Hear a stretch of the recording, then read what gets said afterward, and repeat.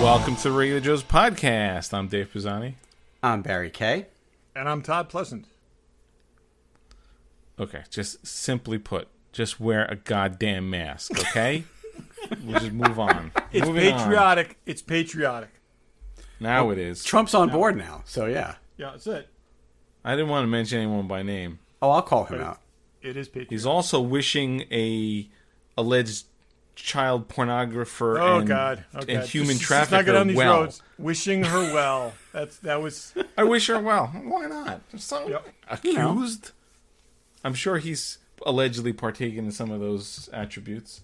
Anyway, hey, look, I finished my phaser, changing gears. I just forgot about this. This is the phaser I showed. I finally got the electronics, and I put them in. I know I showed you guys a video, but I'll play some sounds for you people. We'll show some pictures of this. It came out good. They did a nice job. It looks good from the video that you sent. On the website, it will be in the July podcast gallery. I should... It's super loud without this back piece on. Some people will drill holes in there. Oh, perforate it? No, you don't want that. It's not like I'm going to use it that much, so... Could you do like little slits along the edge of the raised panels? Yeah, you probably could do that. Like maybe... Yeah. I know this is fascinating. Like here, on the inside. here. Like on the inside, have little slits, and then... For the amount of times you're going to light it up and have sounds, you might as well not mess with the Exactly, aesthetics. But I'm happy with the way that came out. So It looks great. There you go. What else? So today we're going to talk about The Old Guard, a Netflix movie. We're not promoting it because it's on Netflix. We're promoting it because Charlize Theron is in it, at least in my opinion. That's what drags me to it. Yeah, I saw her on Howard Stern, or heard her, and she mentioned it, and I like, that sounds interesting. Yeah, so we'll talk about that. I think she does a lot of different stuff. She's good in everything, and not just because she's good looking. She's good in action stuff too. She's good in even comedy. Did you see that thing with her and what's his face, Seth Rogen, where she's Yeah. Oh yeah, right. Yeah. Yeah, She was running for president. Funny. They're good together. but I think between Ultraviolet. No, that wasn't her. no, that was not. Aeon Flux. No, Atomic Blonde. I was going to say between Atomic Blonde, the Road Warrior movie that I'm going to get back, Fury Road, and I didn't say Road Fury that time. Fury Road, and this, she kicks some serious ass. So are we just going right into Old Guard and we'll circle back to random? No, It feels like we're doing that. Previewing, Barry. This is Okay. all like.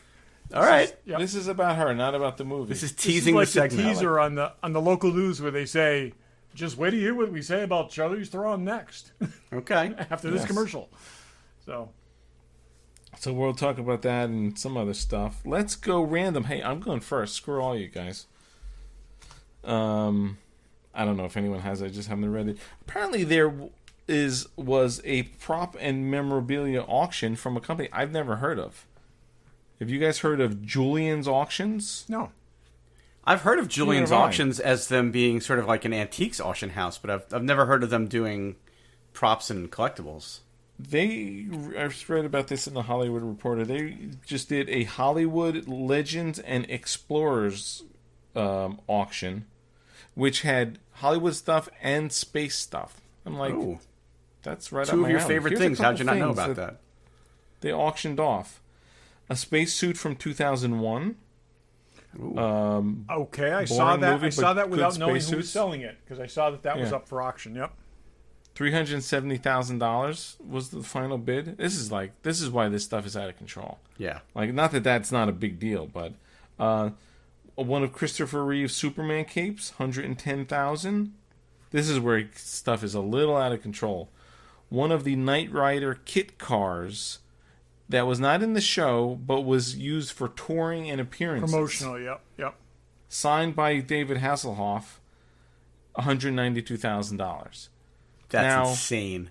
You could probably buy a piece of shit 1992 Trans Am and have him sign it for a couple $100. I was just thinking, like, if it's not used on the show, it might as well be something that That's what anybody I'm built. saying.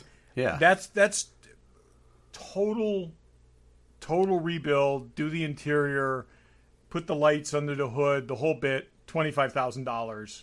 including driving to wherever he will sign it. So Exactly. Yeah. There's a company that builds those. I don't think they're cheap. Well, this is a while ago. They were probably one of those guys. In Sync, Boys to Men. Yep. What are those other bands? New Kids on the Block. New Kids on the Block, and one of those guys collects those, and he has one of those. I remember seeing it on an episode of Cribs or something. I think I told you guys there's somebody locally that has one. I think it's home done, but they took all, just like on the show, all the Pontiac badges are gone, and they've got the light, but there's like missing spots in the LEDs on one side. So I'm pretty sure that thing is really.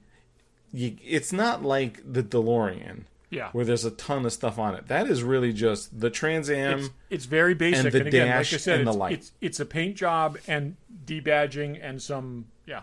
Well, and there was some interior work done on the dash, but not much. That's what I'm saying. I'm The sure that's dash not you even have there. to redo, but I'm pretty sure you're if you right. went to That's not Hasselhoff to have him sign it, he'd probably wash and wax it for you too for like $20. that dude's worth a ton of money. It's not like he's hard up. Well, it's because he's so popular as a singer in Germany.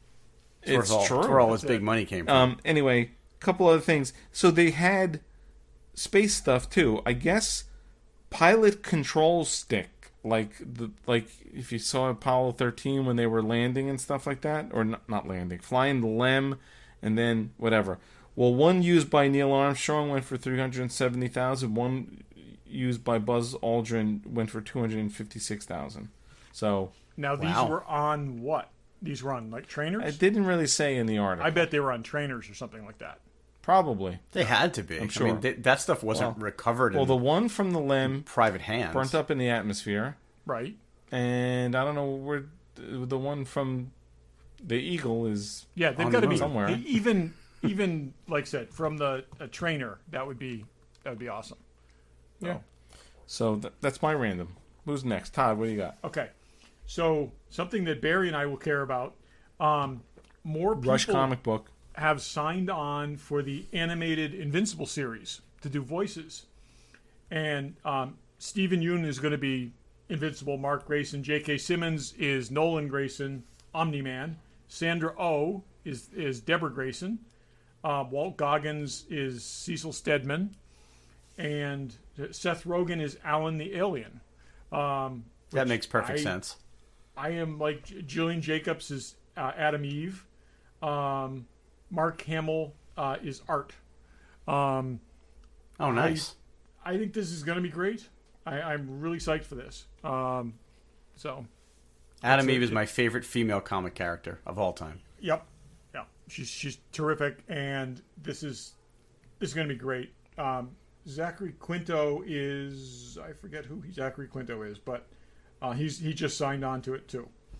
And I'm glad they're doing it animated because you could never do this thing live action. Robot. He's gonna do Robot. Okay. Oh, cool. So, yeah. So. I mean, I say you could never do it live action, and then you get something like The Boys, and then I'm like, oh, maybe they could do it live action. But They could do it live action. I think this will be great. It's like there's so much here that they can work with. I hope they keep the art style as similar as possible. Yeah. But it's a parody of comics at the same time as being a superhero comic, and it's not it's not dark on the level of The Boys, but there's some dark shit in here, and I hope they lean into that they do this right, and like when he goes berserk a little bit, and yeah. They haven't given any kind of timing on when that's coming out, have they? No, the fact that they're still announcing people makes me think we're a ways away, but. Yeah, I wonder if it's that or if they're doing the Mandalorian thing where they don't announce them until after they're done with them. You know, like they've finished recording. That could very well be it. It could also be that. I mean, animation stuff like this is studio work, and I gotta imagine, whereas they can record voices individually, it's a lot of work to do an animated series, without having people come in contact with each other. So. I think it's actually less complicated than you think it is. I think that most of this stuff is still getting worked on remotely because they have the collaboration tools are there. So they're and that's what I'm saying. But it's just, again, they would have had to retool to do things that way, and I imagine there's a substantial delay because of that. But it's not like making a TV series or something, do exactly what we do. Go to meeting to give direction, and you're recorded on you send someone a good mic and have a good program. Anyways, I'm super psyched for this, and I suspect you are too, Barry. Oh, totally. Done well. This will be the animated equivalent of The Boys.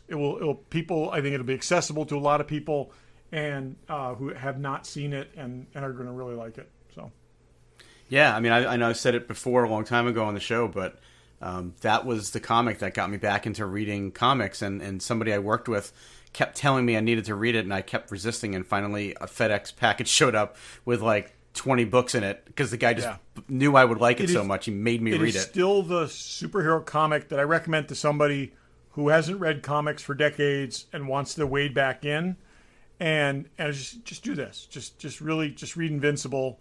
It's its own thing, and it's its great own thing. So Yep. No, I agree totally. Barry, what do you got? So I don't know. Last time we had Daryl on, we were talking about some of the Hasbro vintage collection toys that were out. We talked a little bit about this giant Millennium Falcon toy that had been made like 10 or so years ago. I just saw today that they're actually re-releasing it again, but this time they're releasing it under the Galaxy's Edge moniker, and it's called the Smuggler's Run Edition, and it comes with Hondo Anaka, who's the character at Galaxy's Edge that is the animatronic on the ride, and it comes with Chewbacca and 6 Porgs. It's this big giant Millennium Falcon toy, which I have. My kids had it when they were younger, and it is the greatest vehicle that they've ever made for Star Wars. So I'm glad they're getting it out there again, because on the secondary market, this thing sells for like $700 or $800 in a box and like $500 loose. So the fact that they're reissuing it again is cool. What I really like though is that it comes with the vintage style radar dish, and it comes with the rectangular dish. And it's got 2 sound modes, so it's got the classic original trilogy sounds and lights and voices, and then it's also got a Galaxy's Edge mode where it does the voices and the sounds and stuff from the Galaxy's Edge ride, which I mean, they put a lot into that to make it be sort of dual purpose like that. There should totally be like a HasLab program where you can take pictures of yourself, send it in, and have an action figure of yourself made to put there, like is with a little Disney badge around your neck, and just be like, Yep. So it's got and it's the paint job on it is even more detailed and weathered than the one that came out previously. So it's got a $400 price tag, so it's certainly not a cheap toy. God. But when it originally came out, it was like $150 to $250, depending on when they released it. So, is it only sold at Galaxy's Edge? Or? No, it's actually going to be sold at Target. So there's no store left. Target apparently is going to have a whole section called the Galaxy's Edge section, where they're going to have a bunch of collectibles based on Galaxy's Edge. I just read this today. They put this stuff up for pre-order on their website, and they pre-sold out all their pre-orders. But apparently it hits the actual stores in August. So, look, I'm not going to buy this thing. I'm kind of glad they're making it, though, just because it's such a cool toy. It is the definitive Millennium Falcon toy for sure. And like I said, people are buying them used for hundreds and hundreds of dollars. So a good way for people to get it. And when I saw it had the rectangular radar dish, I was like, oh, well. But then when I read the details, they're giving you both. I think that's pretty cool. So... Cool. Yeah. All right. Anything else? When you did a show, I hear talking. I have something else, which I just open the page and start auto-playing. He's doing a different show. I'm doing a different show right now. When you finish, if you are a Batman fan and you love Batman the Animated Series, which everyone should love Batman the Animated Series if you're a Batman fan, when you finish listening to the podcast, go to you want to go to iTunes. I can't believe I just said iTunes. You want to go to YouTube, and you want to watch Batman the Animated Series documentary, The Heart of Batman. It is fantastic. It's an hour and 39 minutes long, and it's the whole thing is there. And this is a DC produced thing. It's really, really good. Yeah, it's just awesome. So again, Batman the Animated Series, The Heart of Batman. Really worth checking out if you love the animated series. All the creators are there. Some really, really good interviews. It's very well done. It's funny in places, and they got away with amazing shit when they made this. They probably will never be able to make a mainstream cartoon quite like this again. In fact, by the end of the run, they had to dumb it down quite a bit. But it's awesome. Check it out. Okay. Cool. Anything else? Barry, you got any more? Nah, that's it for now. I've got other things I don't think are all that important. Todd, you said you had 3. No, I had 2. I had 2. They're both animated, so that's it. Both animated. I'm very animated. Alrighty, well, check it out. Hopefully it's better than the Deep Space Nine documentary. I can promise you. Okay, good. You know who's also better than the Deep Space Nine documentary? That is a low bar. That is a really low bar. Okay. They're so much better than that documentary. Yes. A couple things I know on someone's list. In stock, Jawas and the Gonk Droid. Jawa and the Gonk Droid will be at my house on Thursday, thanks to Troy and Fanboy Collectibles. It's one of the Thanos in stock. Bought it. Need it, got it, bought it. Yep. So those are in stock. If you need them, check them out. You know what I saw was cool? They have 2 Emma Frost statues. One sort of solid and one this clear diamondy things. I love when the statues do the clear thing, like the Invisible Girl we talked about. So they got that. I think that's in stock also. But Pops and Hot Toys and Sideshow and Kotobukiyas and everything you need. I check like them out. The Kodu Wonder Woman from Wonder Woman 84 looks good. I think we talked about that. I think that was last week we talked about that. But worth mentioning. Yeah. Hey, Tom wants to say something. Do we want to finish the commercial before you want to say something? Wrap up the commercial, please. Okay, because he loves to go on tangent. I do. That is what we do here. They're shipping. I know we've all been getting stuff. Yep. And are getting stuff, and will continue to. So check them out. Give them a call if you want to go to the store. Tell them the Regular Joe sent you. Todd? I was just going to say the Wonder Woman 1984. There are major spoilers online. Apparently, the young adult novels that are parallel to the movie were released on their original schedule, and there's like the major plot spoilers in there. So how does Warner Brothers let that happen? I have no idea. How do they name HBO Max HBO Max? But there's a bunch of people trying to spoil how Steve Trevor was revived and things like this. So just like I said, just know that that's out there. If you really want to see the movie, know that there's people actively trying to spoil it. When does the movie come out? Like October? If it doesn't get November moved now. I mean, how many times have they moved Tenet now? Yeah. Yeah, anything moved to August is definitely not opening in August. So I don't know. Surprise on that. As I continue on a tangent, the same thing. Shouldn't we have seen a Hot Toys figure for the Black Widow movie by now? Wouldn't you have thought that figure? They didn't even announce one. No, they haven't. I would have thought in the white outfit. You see what I'm saying? Just because the prototypes would have been done a long time ago, and I wonder if they have like some sort of agreement that they can't show it until the. I don't know, because everything else like that would be smart on honestly on Marvel's behalf. It would be. That would be smart. But we've seen prior to. Yeah, it's been very, very rare that we've seen the figures shown, the final versions of the figures shown prior to the movies. So, and with the Sideshow online con going on this week, if they were going to show it and they hadn't already, this would be the time to do it. Yeah. Because you would think if it was something that we saw in previews, like her in the white suit, whatever like that, it would be fair game. But we know how much they love to make their Black Widow figures. I mean, what have they got? 6 of them so far? It's 5. So Todd knows because he has them all. Yes, I do have them all. I do have them all, and a sixth on pre-order. So Anyways. All right, so I was right. There's 6. They just haven't released them all yet.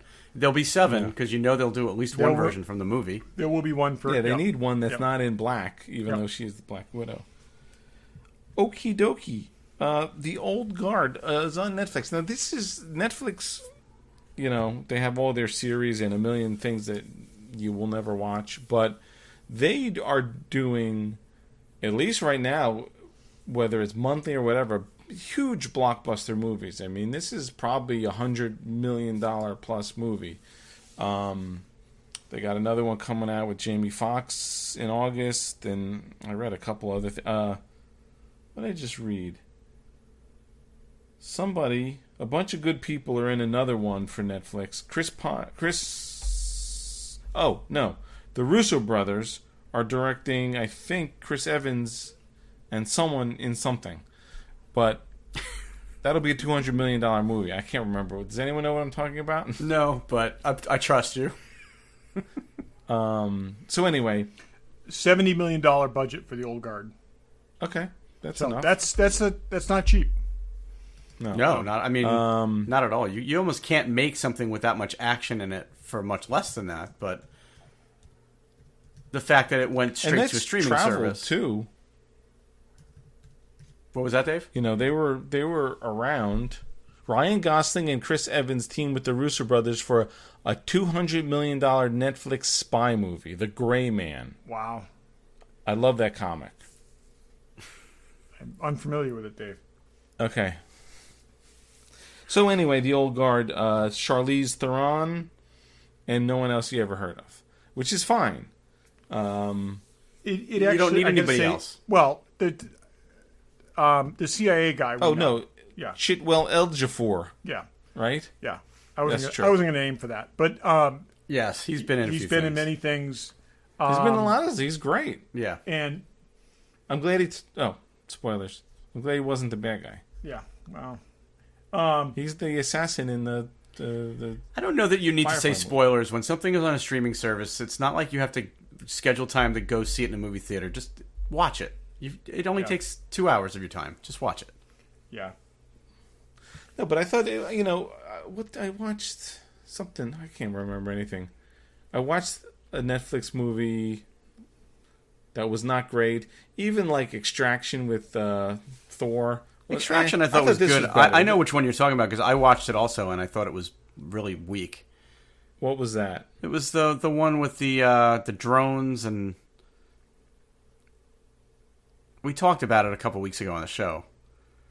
Not the one. It has the guy from Arrow in it and his brother, Robbie Amell and Stephen Amell. That's not the one I was talking about. Oh, okay. But, Cousin. Oh no, I know you. Yeah, that was okay.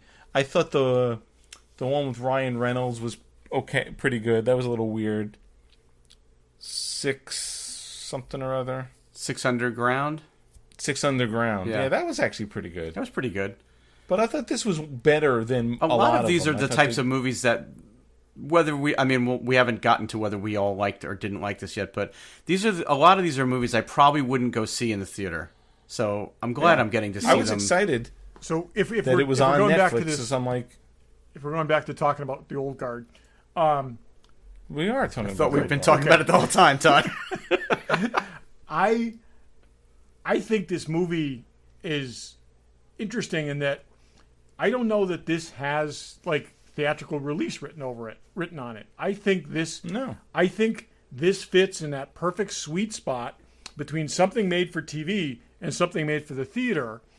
I don't think the stakes in this movie were world shaking. I don't think there was it was a like have to do this major plot kind of thing, whatever like this. This was kind of an adventure story. It was kind of a, I think it's perfect for where we saw it and how they used it. They also obviously teed up the next one if they want to do another one. Right. Well, I agree with what you're saying, but what I think is interesting and worth pointing out, which is what I think where Dave and I were both going, I think, is in the past, this story would have been told on a $5 to $10 million budget on TV. It would never have been told at a $70-something million budget on TV, and that's what I'm saying. This is what this movie needed. You needed the settings. You needed all the kind of stuff. You needed the level of what they put in there. Though I imagine a good amount of this went into the cast, but it shows, that it doesn't look like a cheap production. It doesn't look like something. Not at all. No, the quality It of doesn't it. look like an episode of fact- Agents of Shield or a CW show. It's got, the fights were pretty amazing. The choreography was fight choreography was They great. did a lot. She said she did a lot of training with all the people who trained John Wick. It was movies, clear. So there's a lot of, you could see all that. Yeah. Right, and there are enough flashbacks to other historical times where even that stuff was done really well. It wasn't like it looked like they just shot in the corner of a soundstage. They really they put money into it. I was going to say, Barry, is they did what they did in an episode of The Highlander, except they pulled back with the camera. It wasn't four guys behind a wagon. It was, you saw the whole battlefield behind them. Right. And whereas a lot of it was probably CG, whatever, it looked really good.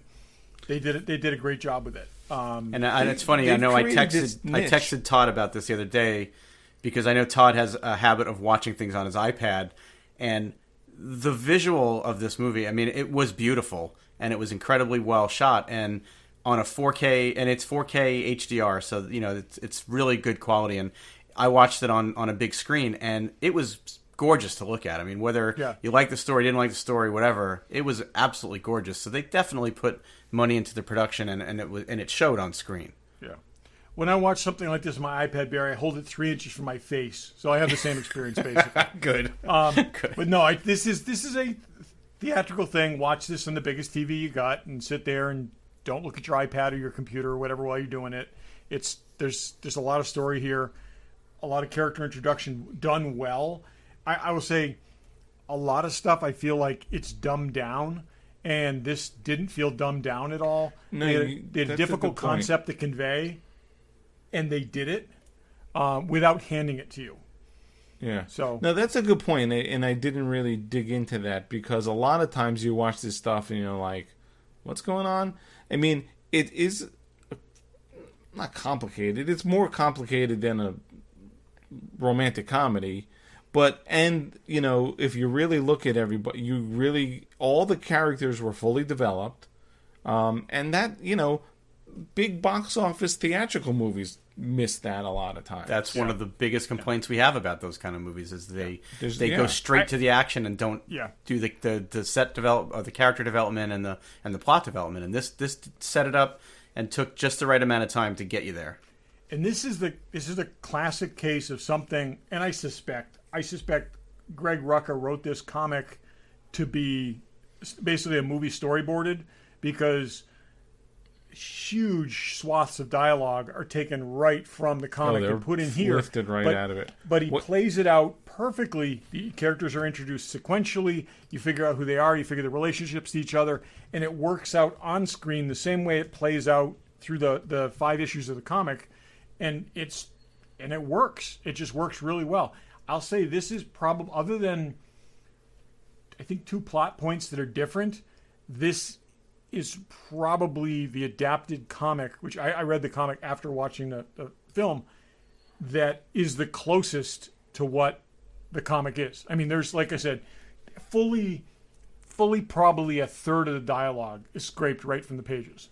Well, but they also did something that they don't usually do, is that the guy that wrote the comic, they had write the screenplay, so there was a lot of continuity and other things, and he also, Greg Rucka, I got to say, this is his strongest suit is really badass female characters, and this comes across. He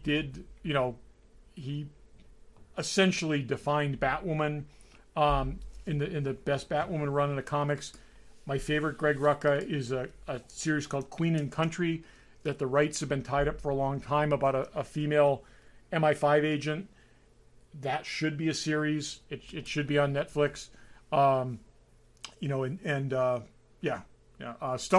is Greg Rucka.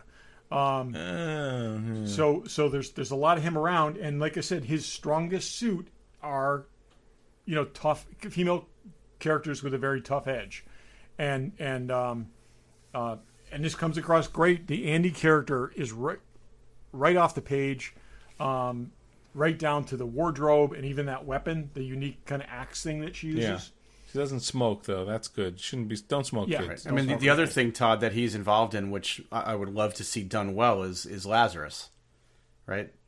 I mean, he wrote that too. Exactly. So. And this is the thing that Greg Rucka does really well. He creates badass female characters and he makes them, but they're still females. I mean, it's like the example I always give is like Ripley is just not a male character that happens to be a female.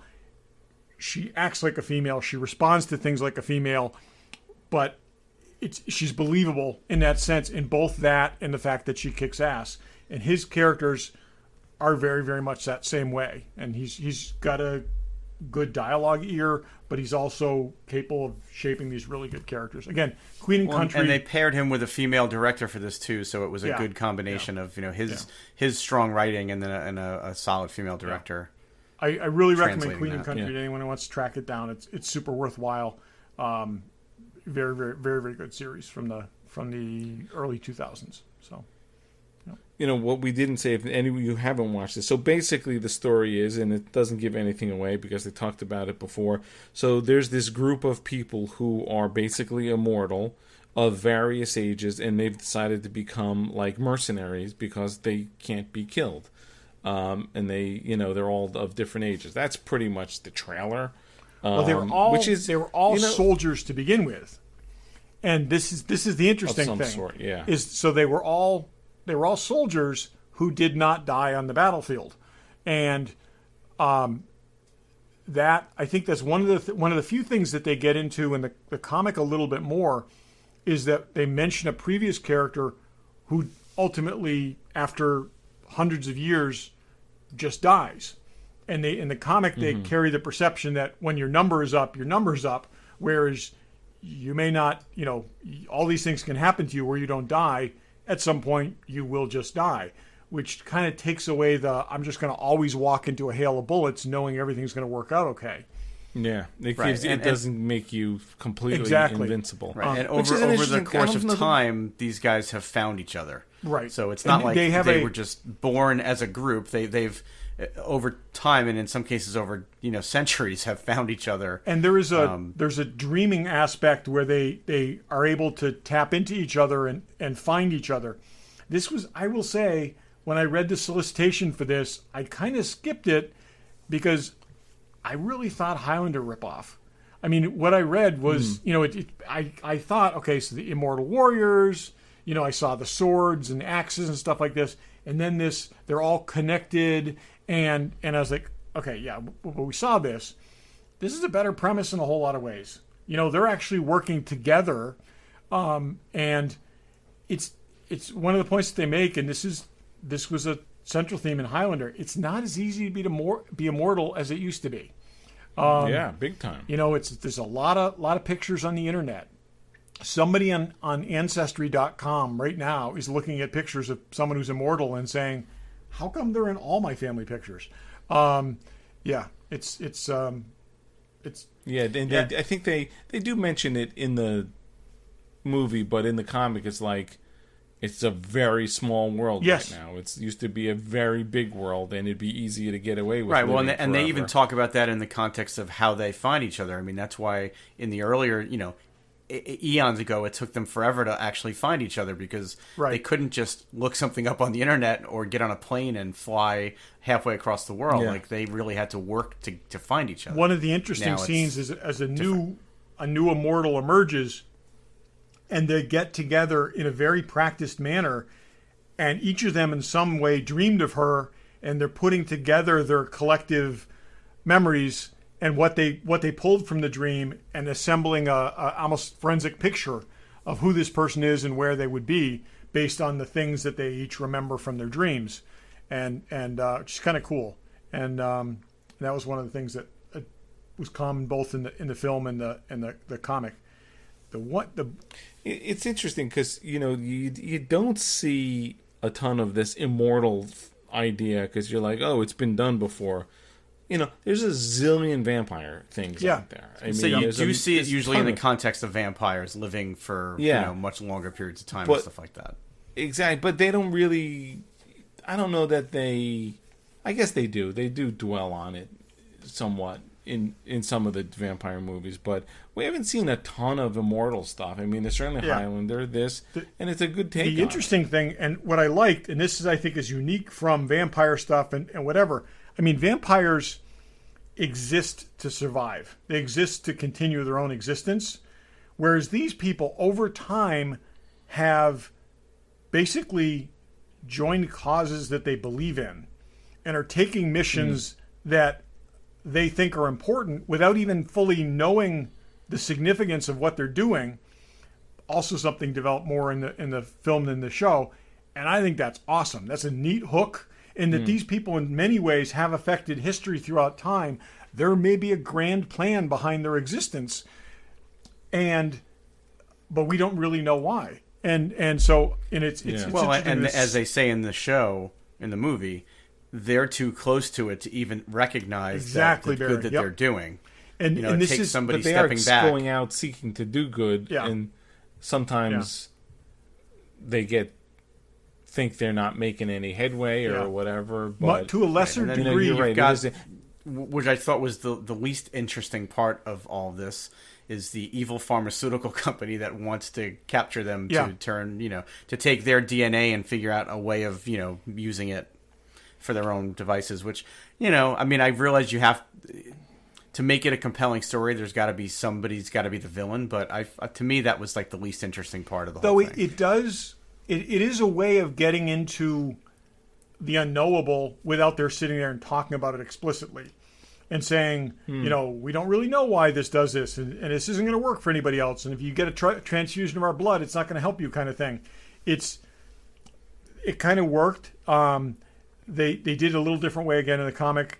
Dudley Dursley from the Harry Potter films is the bad guy. He's still a bad guy. And I think that's just his lot.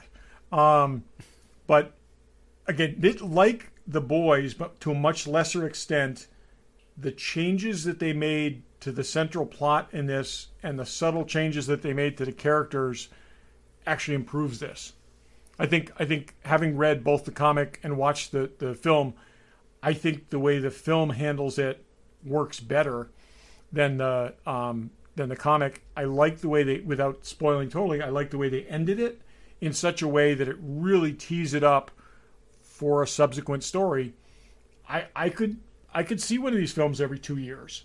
And I think that's also one of the benefits you get of and when you've got a strong writer that wrote the source material, having them come back gives them another shot at refining the story, which I think is what he did. And if they did, like I said, every 2 years for 5 years, for 8 years, so they wouldn't age too much, they did a follow up to this. That could be an interesting story arc or a trilogy or whatever. I think, yeah.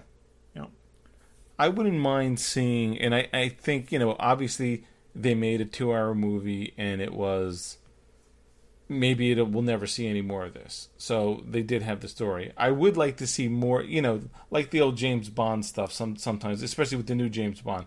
He's always sort of ending his career. I'd really like to see them go on some missions. I would have liked to seen some of that. So I wouldn't mind a prequel first, and then but also, Dave, by enlisting the person that they did at the end, they teed things up perfectly to have him basically be the man in the chair coordinating subsequent missions. So yeah, but isn't one of them, with spoilers, I guess yeah, but one of them is separated, but one of them's also now in contact with the... No, not separated, but Charlize isn't immortal anymore. I wanted to talk about that, and I know we're trying to dance around spoilers, but... Spoilers, that's all you guys say. All right, just throw it out there, because I was a little confused by that, and I almost want to go back and rewatch some of it to maybe I just missed something, but... So her character, Andy, didn't heal after that last mission. So is she or is she not, immortal anymore? Well, is it the next time she dies, she gets hit with enough damage done to her that she's just going to die, or why didn't she just bleed out and die there? I mean, it could be that her healing ability is diminished. It could mean that, she's still...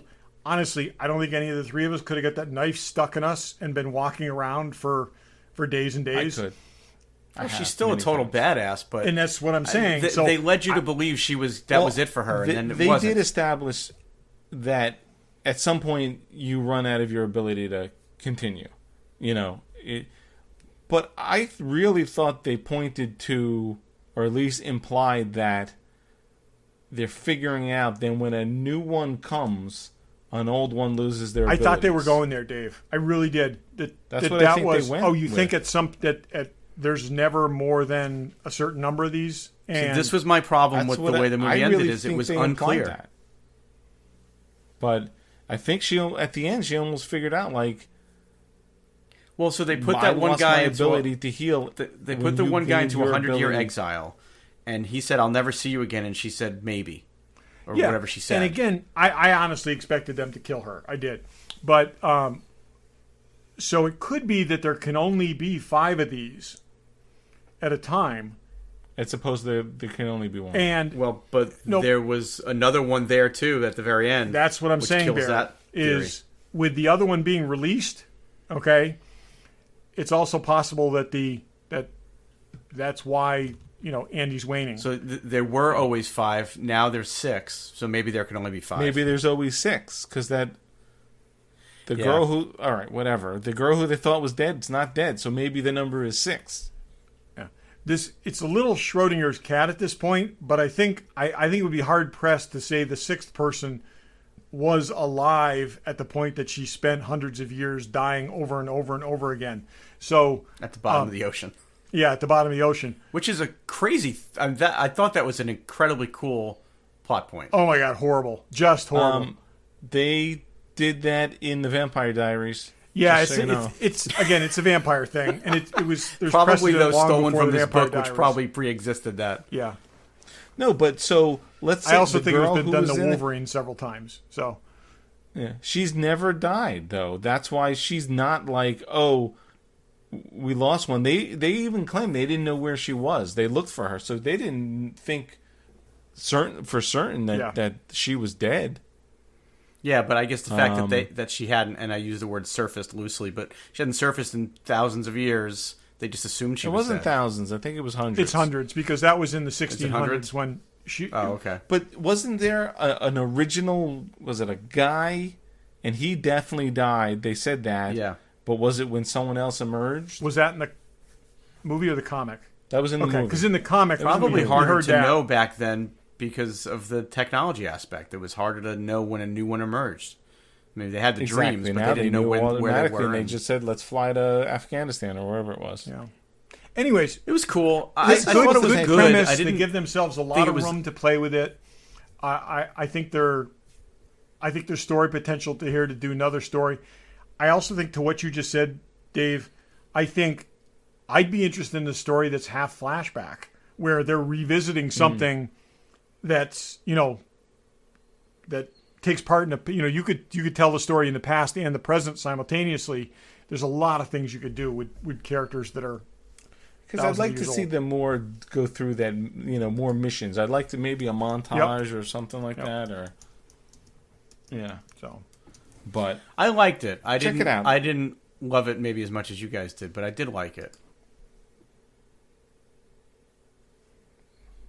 So, but you liked Saturn III more than us. Yes, exactly. They did recently release some numbers on some of their views on some of these movies. Hang on one sec. I do want to share this with you. Just give me 1 second. Yeah, they are definitely already talking about a sequel. Yeah. Yeah, I'd be surprised not. And there's, so this is Netflix's. Go ahead, Todd. They're exactly as far in the comic as they are on the screen. So I imagine we'll see something. Greg Rucka will write more, and I mean, there's freaking 11 Fast and Furious. You can't make a couple more of these. Yeah. So while I think this is too new to actually be on this list. They did just release sort of Netflix 10 most watched movies. So for what it's worth, Extractions had 99 million views. 99 million views. Bird Box had 89 million. Spencer Confidential had 85 million. Six Underground had 83 million. Murder Mystery had 73 million. That was that comedy with Adam Sandler. That was awful. It was awful. Awful. The Irishman, 64 million. And I've never heard of the rest of these movies, but it just goes to show you the kind of numbers these movies are pulling. I'm sure the old guard will end up on this list. You know. Okay, this just in, as of an hour ago, blah, blah, blah. Netflix estimation is that the old guard will reach 72 million views in its first 4 weeks. Which, So, I got to say, this is also in definitely an gonna be up era there. when there is nothing in the theaters. So, Well, and everybody's home. and but still, that's pretty amazing. Yeah, those are And ridiculous Todd, numbers. She's hosting a drive-in screening of Mad Max Fury Road on July 31st Where? at the Grove Mall. If you want to help out some charity of hers. Okay. All right. Anyway, so check it out. Yeah, I recommend think it's it. worth seeing. It's definitely worth watching, especially if you're into this kind of stuff. I really I've liked seen a it. I number got to say, of- it was surprising to me because again, I kind of discounted the comic when I read the solicitation. I liked it more than expected. I went back, I read the comic, and I'm up for more. This is cool. Yeah, of the big Netflix movies, I think it's been the best one. And I saw that Will Smith one with the aliens, sort of the ripoff of Alien Nation, and that the Arrow People one, and Murder Mystery. Oh God! And what's the one, that David Spade movie? That was awful. I didn't watch Did you that watch one. it? That was awful. Hey, breaking news. You know how CNN says breaking news, and then on the screen there's really nothing interesting breaking? And we totally forgot we were going to lead off with this. The Wand Company is making the original series tricorder. Yeah, I kind of threw you a look when you went straight to Old Guard. I'm like, this isn't what we discussed. Yeah. It's okay. It's on the it's over here, so I totally didn't look at it. Well, it's so funny because we've been talking about this forever, saying, I wish they would, and I think we had even kind of written off that they were never going to do it. But when I saw that yesterday and I texted you guys, prayers answered. Like, this is huge. I mean, even the fact that they're just making it, and it's the right size and it looks right, but they're making it to actually do stuff, which is really cool. There's actual sensors in this thing. There's at the very least a distance sensor. There's a few other things like probably a temperature thing. That is very cool. I mean, I like our idea. I still like our idea better.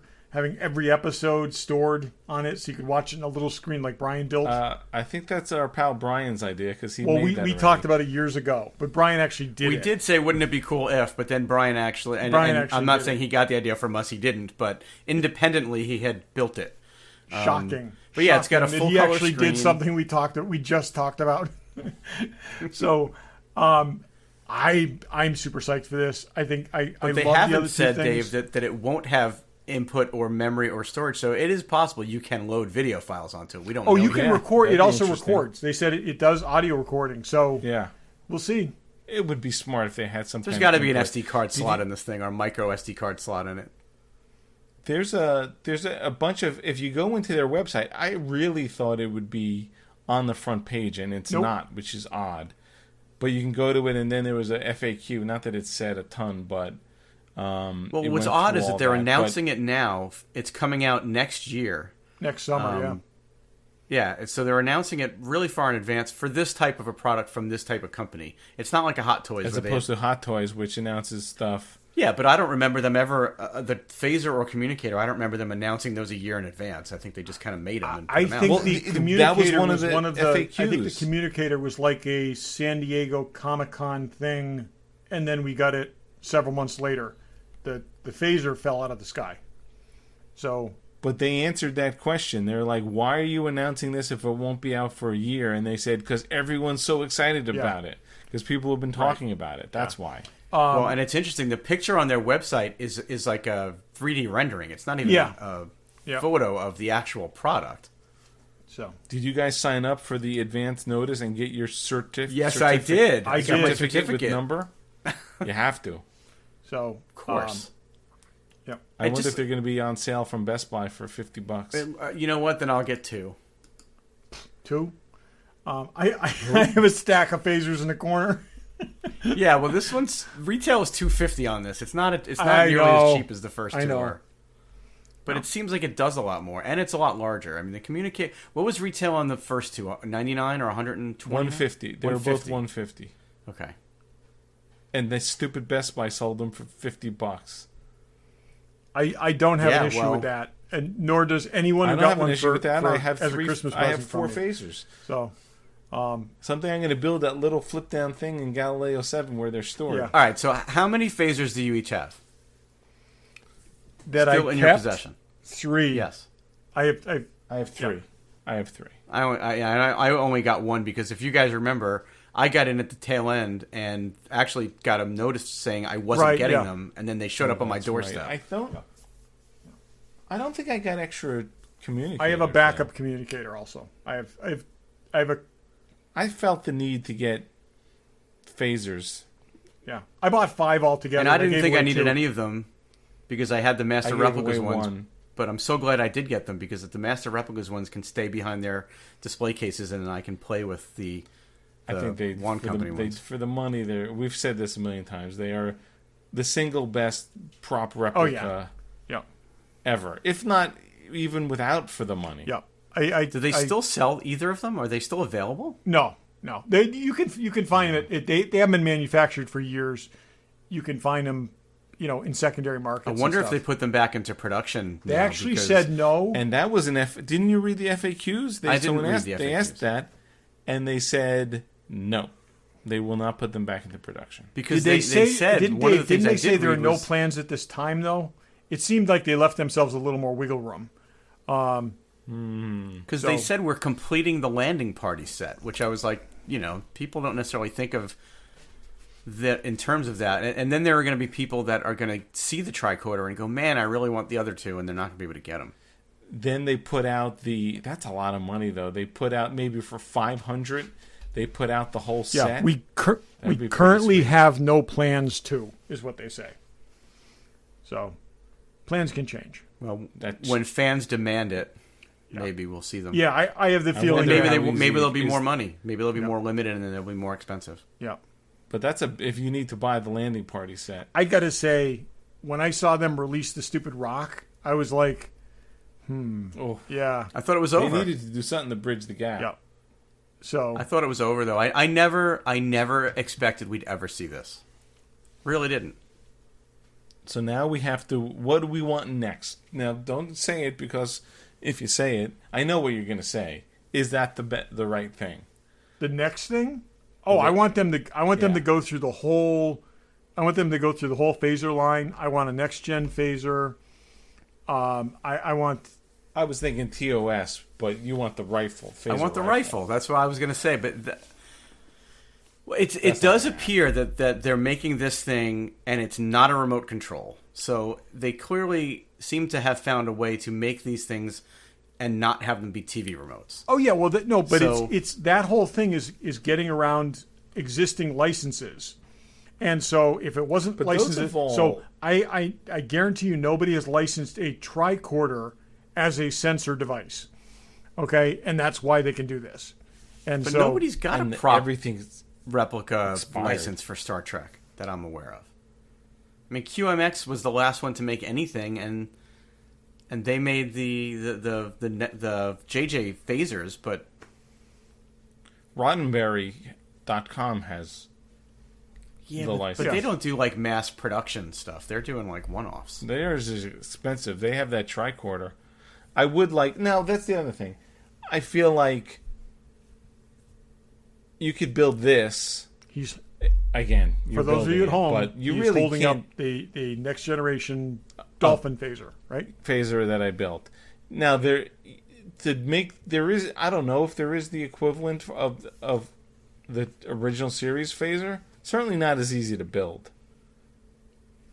And this, what am I into this thing for? I think you said around 225. So Yeah, I was gonna say I actually somewhere got like into this that. discussion with Daryl a couple weeks ago when we were talking about the Wand Company phasers, and I would love them to just like blow through the whole science fiction. I mean, I don't mind having a TV remote that's a classic Battlestar Galactica blaster, that's a It's a Forbidden Planet blaster. It's like, I don't have a problem with that either. But at this quality level, I could see them going to next gen phaser. I would too.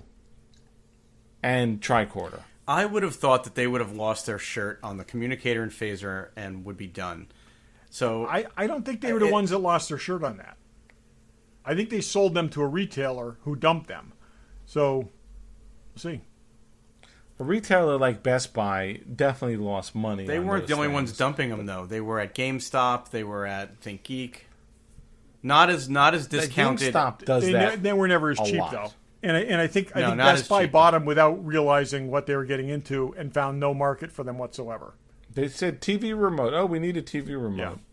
Like, wait, it's a phaser? Yeah, it's a blue. So it's interesting though that they've had to essentially add $100 to the price tag. So would you pay $250 for those other things you just talked about though? Like, would you pay $200 for a next gen phaser?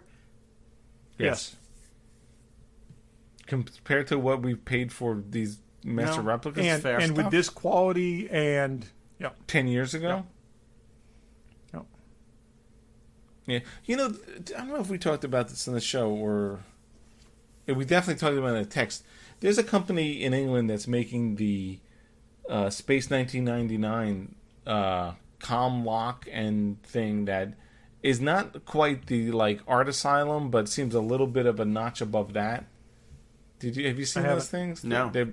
Brian says he's had them on pre-order forever because I had said to him, "You should make a working comm lock." And then I was thinking, maybe I'll try to make the shell, but apparently this company is making a pretty nice looking one that he thinks he'll put a video screen in or something. Interesting. I don't know if they've ever come out, but they're. Is it? It may be. Who also has them? Monsters in Motion, I think, has them too.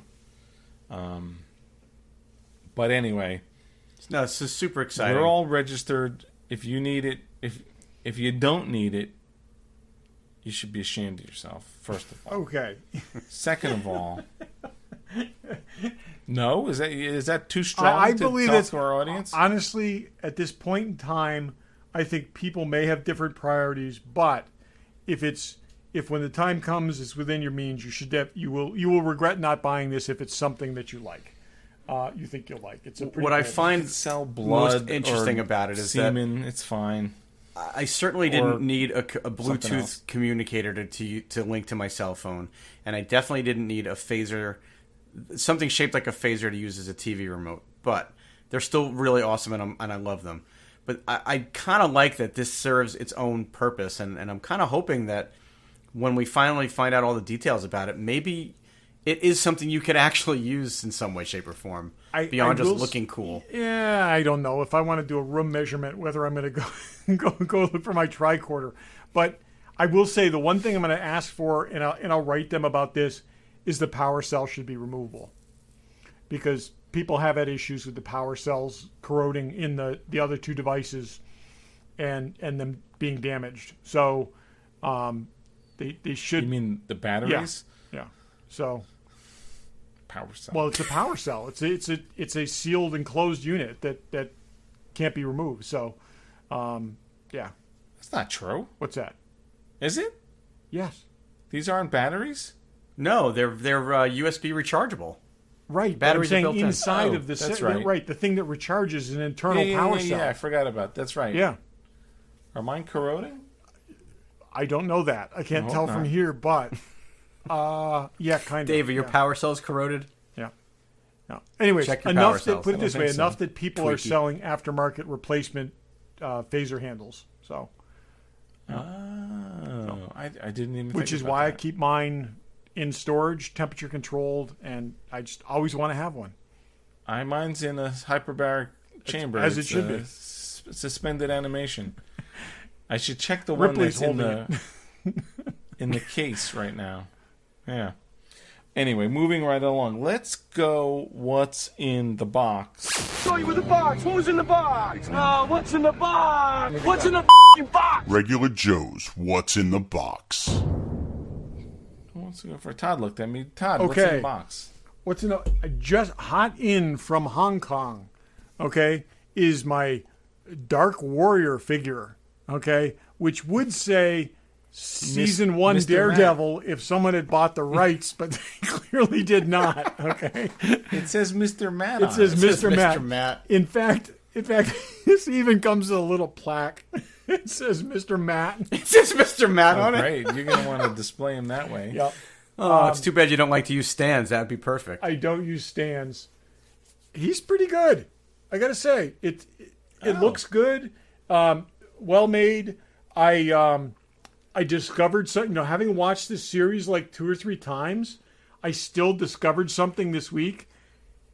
In season 1, he wears the sheath on his right hip for the sticks. On season 2, he wears it in his left hip. I managed to put this on wrong twice. Okay. So anyways, also comes with an alternate head, which I think is pretty good. That's a pretty good head. The eyes are kind of like Hot Toys-ish. The quality of it is good. I'm not sure it looks like him. No, it does. The quality of it I'll send is you a really picture. good. I'll send you a picture. It looks a little distorted here because of the fisheye, but I think it looks pretty good. It's What's funny is before you showed the alternate head, I was about to make the comment that it doesn't matter if they got the likeness right or not because he's got the bandana. It over also his comes face, with a cloth head wrap, so you could have him holding the head wrap while wearing while wearing the other head. I think it's cool. I will say something I didn't really think about before, and this was inexpensive. It wasn't like a Hot Toys price thing, so it definitely was worthwhile. He's all in black. Okay, this figure just gets swallowed up inside the display case. So I got to do something. I got to have like something behind it or whatever. And I was actually thinking of maybe making side panels that look like the hallway from the hallway fight.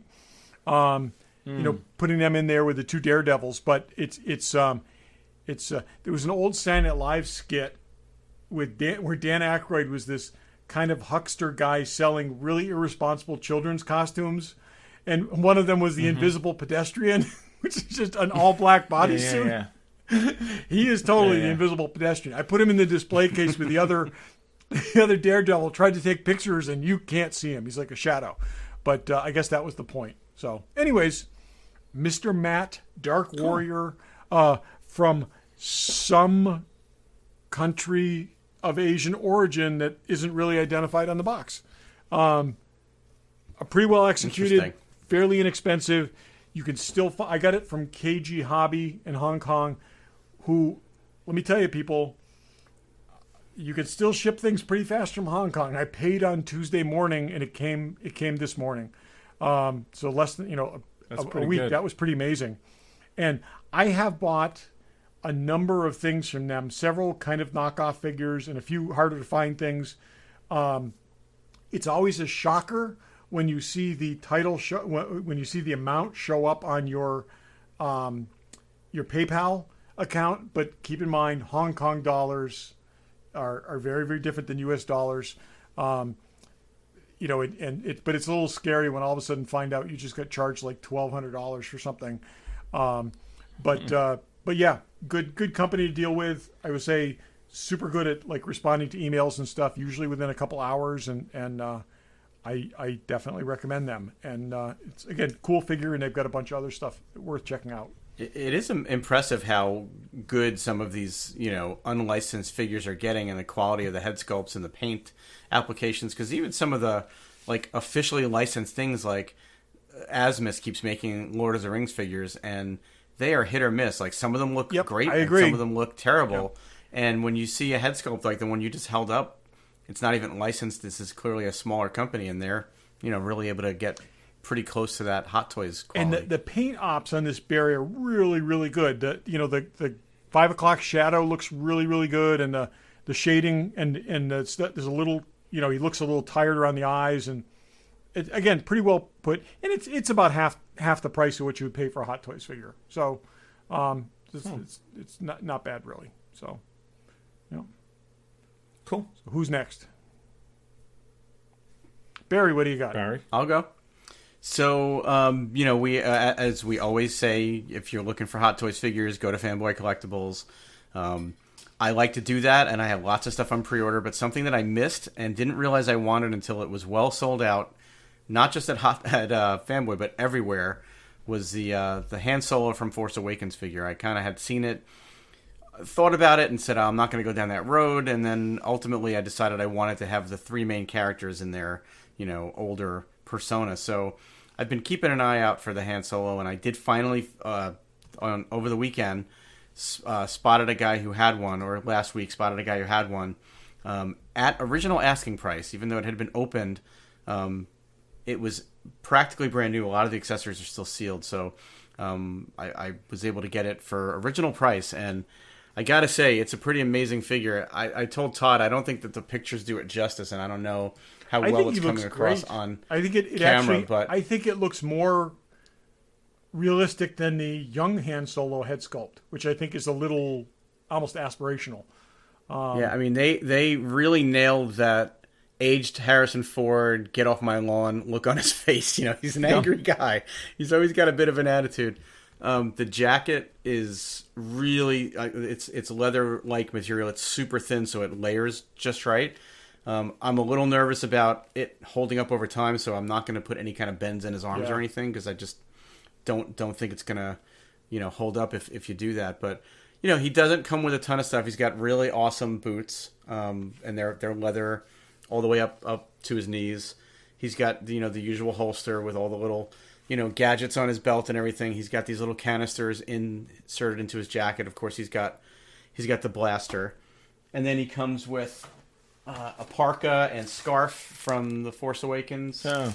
And he's got the usual set of hands, and that's it. I mean, he doesn't come with a ton of stuff. He's got a stand, obviously, but a really, really cool figure, and the likeness on it is just fantastic. I already had the Force Awakens Luke Skywalker, so now I've got him, and I'm just gonna have to break down. Unfortunately, they didn't make a Force Awakens or a Rise of Skywalker Leia. The only one they made is the Last Jedi Leia, and I hate to buy it just because of that name on it, but I'm gonna have to buy it so I have the 3 of them and I can stand them together in the display case. So awesome figure, and I was glad to get it at original asking price, because it's been prices on a lot of these figures that are sold out have been really going through the roof lately. So Hey, a general tip for if you're buying older Hot Toys figures, Google the figure and then just scroll down.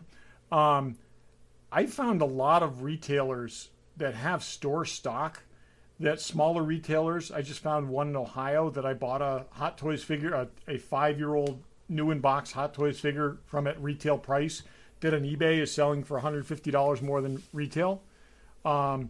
Just do a little, before you go into eBay or whatever, do a little digging. And I found a couple of figures that way recently that like I said, were selling for $100, $150 more than original retail. I found them at a smaller shop, advertised online for retail price. So, yeah, and the nice thing about this one too was, while the figure had been removed from the box, like the stand, the jacket, all the accessories are still sealed, and I think I never even took them out. So it really is about as good a condition as you can get on something that's been opened. So I was happy with it. Yeah. Dave, Cool. what's in the box? Okay, the weekly Sunday, what's the name of this? Todd Mueller autographs. I haven't been buying stuff, but I could not pass up the Linda Carter nice. Wonder Woman autograph. That's nice. Yeah, I had seen that, and it was like Sunday, and I hadn't looked at the list, and I'm like, oh, I got to check that out. And they had this. I also was bidding on a Frank Oz, which I'm not sure if it was real or not, but it looked very real. But I got outbid on that one. But Frank Oz is an interesting one. He doesn't like to sign autographs at all, and when he does, he insists on putting your name on it. So a lot of times when you find Frank Oz autographs that aren't inscribed to somebody, if you look close enough, you can see that there was an inscription and somebody removed it. Yeah, this one was older too, so. But I would have paid, less than it was worth, because I wasn't really sure. But this one, I did some checking, and it definitely matches what she's done. So that's someone who I would love to see at a show if there ever is such a thing as a show again. I know. Was that an 8x10? This is 8x10, yeah. Nice. This is just the backing chord Right. here. So, yeah. So Linda Carter as Wonder Woman. That's great. Yeah. Okay, any last thoughts? I have a last thought. Please say no. So, Okay. I'll be quick. Todd, Okay. what's your last thought? This past week, Congressman John Lewis passed away, who is one of my personal heroes. This is, however, relevant to the show. In 2013, 15, and then the following year, he published a graphic novel, a series of graphic novels called March, which book 1, 2, and 3, which are a brilliant chronicle of his experiences and the civil rights movement as a whole. And this was something he wanted to do. He wanted to take his experiences. I mean, we're at a point now where the icons of this movement are passing away one by one. We lost 2 in a single weekend this past weekend. He wanted to make it as accessible to as many people as possible. And I saw a great interview with him a few years ago where he talked about being a child and going to the library as a child with family members and not being able to take out library books because he was black. And so he said he wanted to remove every barrier to this story being told, and telling it in a graphic novel, in his mind, removed as many barriers as possible. It put people into the moment. It's really well done.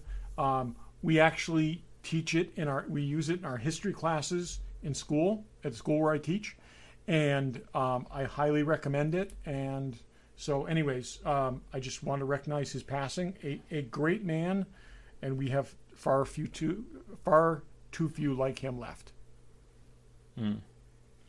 Well said. And on that note, I know Paris. The transitions are always tough. It's always people, tough. But rest It's always in peace. tough. Yep. Makes me think of Casey Kasem's It classic really does. meltdown. But yeah. it's what we do. It does. So, anyways, yeah. Just wear a mask, please. Yep. And thanks for listening. Thanks for listening. Thanks for listening.